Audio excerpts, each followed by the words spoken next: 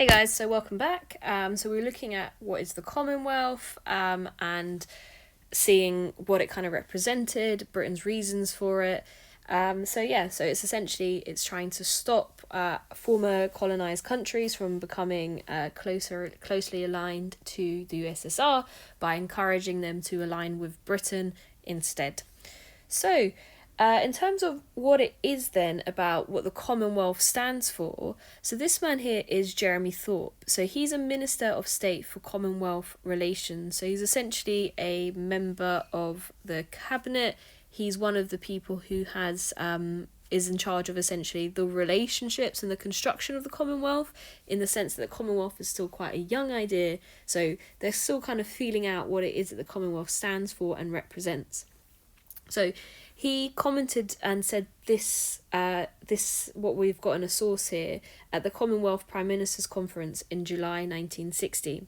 So what I want you to do is I want you to just have a read of that source, and I want you to think about what does his comment suggest about the tensions with South Africa remaining in the Commonwealth. So read the source and then just put down some bullet points under the heading of tensions with South Africa remaining in the Commonwealth. Okay, so just pause it so that you can do that.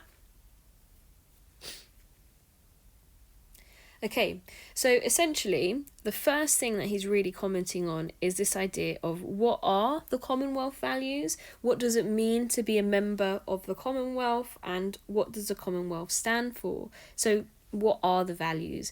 Does it have principles? Does it have red lines that it won't cross? And with that, it's about thinking about who should be part of the Commonwealth. If people don't come up to the values of the Commonwealth, should they even be a part of it? And he says this, that there's some members that are so out of tune with the spirit and principles of the Commonwealth that it's no longer right and proper for them to remain inside. So I think it's quite clear who he's talking about. He's talking about South Africa, because South Africa's principles are not in line with British principles and the Commonwealth. And he's saying that these principles are the principles of multiracialism, and it's about constructing a commonwealth based on mutual respect and multiracialism, and that every single country, if they want to be a member of this organisation of the Commonwealth, they should uphold multiracial values, which South Africa obviously goes completely against. And I like that he calls it a nationalist government as well. So he's making it quite clear that Britain condemns South Africa and cannot be politically associated with it within the Commonwealth. So he's saying then that South Africa, if they go for the referendum and they continue with this idea of that because of South Africa's referendum becoming a republic, that they are no longer welcome in the Commonwealth, and that we should be, so Britain should be prepared to get rid of her.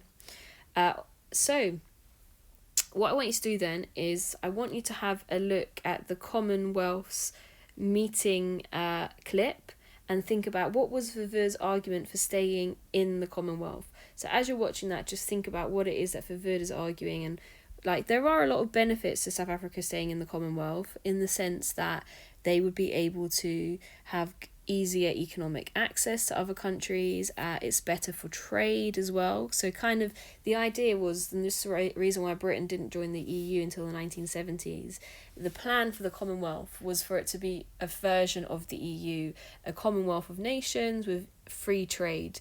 That failed, which is why Britain joined the EU in the 70s. So pause it and watch the clip.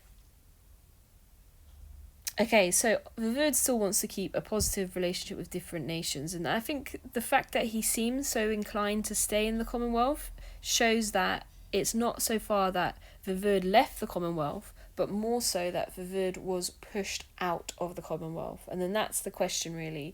Did South Africa leave the Commonwealth, or were they forced to leave the Commonwealth?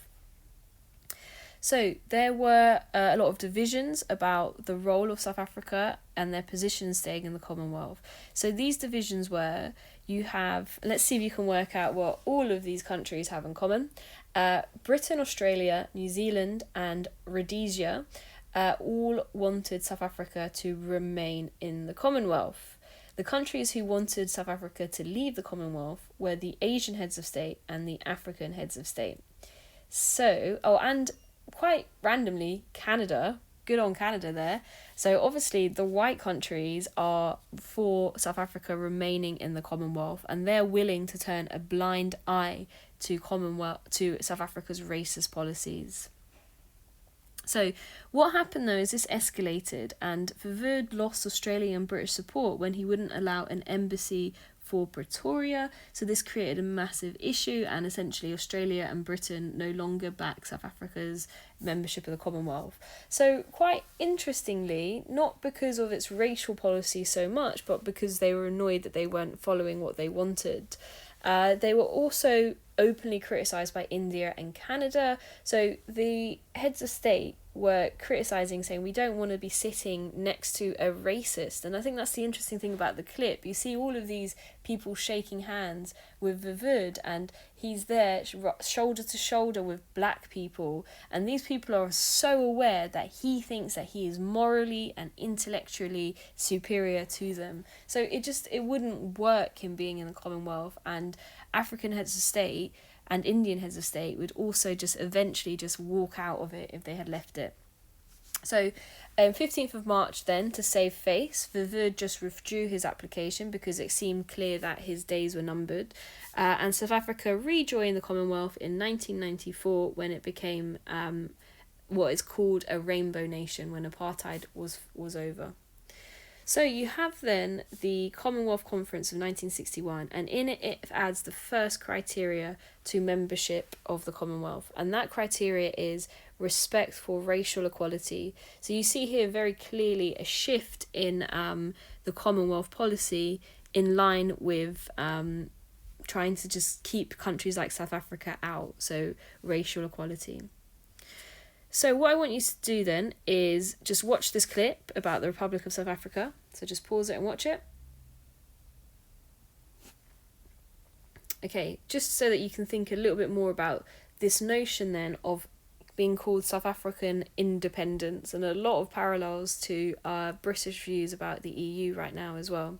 So what I want you to do then is, so obviously you won't have the sheet, so don't stress yourself about drawing it out, but just write causes of South Africa's withdrawal from the Commonwealth, write the subheadings, and then just put some notes underneath it about each of the causes. So how did pressure from African and Asian members contribute to South Africa withdrawing from the Commonwealth? So thinking about the fact that they wouldn't want to be rubbing shoulders to shoulders with a white supremacist, fears that they would leave Britain's sphere of influence as well, and become more communist rather than capitalist. And then obviously that connects to the cause of the Cold War, this idea that there is a wider geopolitical issue in the sense that there is a battle for spheres of influence, there is a fear of the USSR gaining support from former colonies, so they needed to protect their interests in having a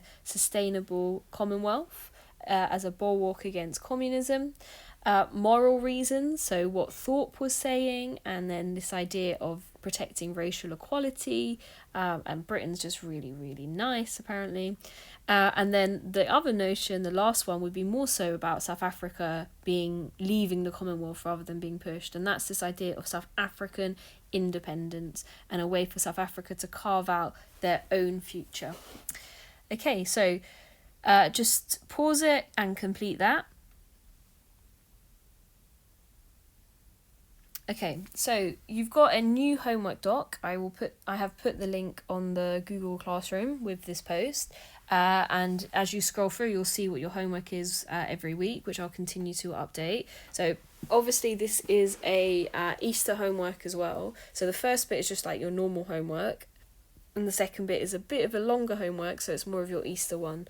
Although I think actually reading that will help with your causation circles as well, so I would probably recommend giving it a read and adding to your causes that you just did a moment ago.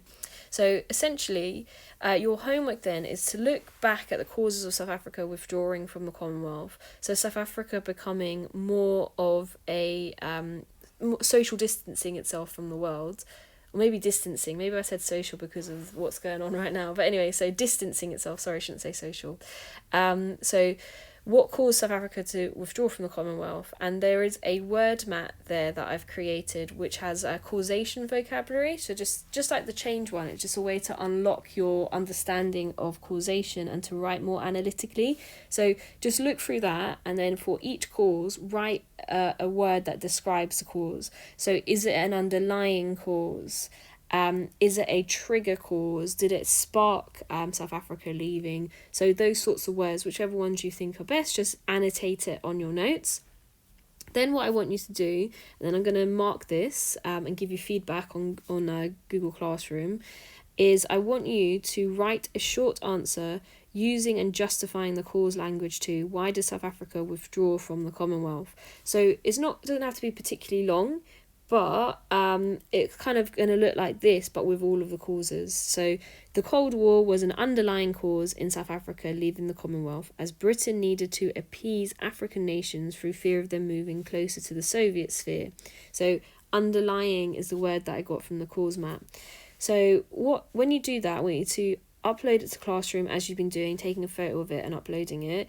Then what I'm going to do is, what I want you to do is I want you to write that answer in your essay book, then take a photo of that, and then I'm going to write the comments on the Google Classroom as a private post. Then I want you to either print out the comments or just summarize in bullet points and write Miss McComb's feedback, and just in bullet points write what went well, even better if, just so that we obviously have our marking up to date for the next inevitable inspection. So then your Easter homework then is to read this chapter from a book, 500 Years of South African History. It's a very interesting interpretation. And I want you to read it and have a think about these 5 questions. So the impact of the distancing on economic relationships, on political relationships, on separate development. So one of the things that you'll see is that apartheid definitely intensifies after this because they can do what they want now. And that's partly because the economic relationship with the West is still really strong. And I think it becomes very clear to the National Party that the world is just going to carry on as usual. It doesn't matter what they do to Africans, they got a free pass. So let's just intensify apartheid while we can. And then, so what was it like for the people in South Africa? So the people in South Africa realised that, it's fine, we can continue voting for this racist party because they help put more money in our pockets every month, so we like them. And then I thought this was an interesting quote, and it's that the Holocaust in Africa was certainly eventually become much greater. And in terms of reshaping South Africa, I think that the 60s gives South Africa the confidence to have unfettered racism. There's no need to even disguise it anymore. So just once you read that, you'll see it's obviously analysing it a bit more in the interpretation, so you can just essentially say what was meant by this. I look forward to reading your notes on this, and it's a shame, I wish that we could have a seminar when we were talking about that interpretation, because I think it's fascinating and this time period is fascinating. There's also something really cool in the folder on the Google Drive for this inquiry, and it's the 1962, it's a clip like 1962, and it's by Walter Cronkite, the guy who was quite crucial in changing public opinion on Vietnam. If you remember the videos that we watched of him talking about the credibility gap in America about what was happening in Vietnam and how he exposed things like the My Lai massacre.